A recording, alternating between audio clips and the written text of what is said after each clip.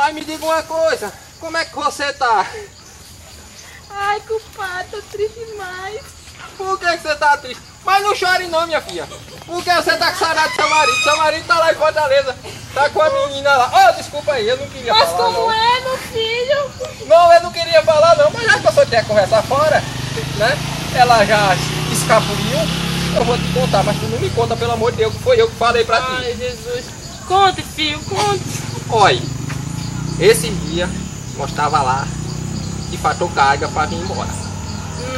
E nós saímos sem rede, saímos pro forrozinho lá. E apoio não é que quando eu cheguei lá, ele tava agarrado com a nega lá, cheirando o cangote da nega virado. Ô, Jesus, não me conte uma coisa. Pois é. E o pior não é nada. E o pior é que a menina tem 2 meninos. E minha bichinha, a minha bichinha. Ele tá embandeirado pro lado dela, não sabe?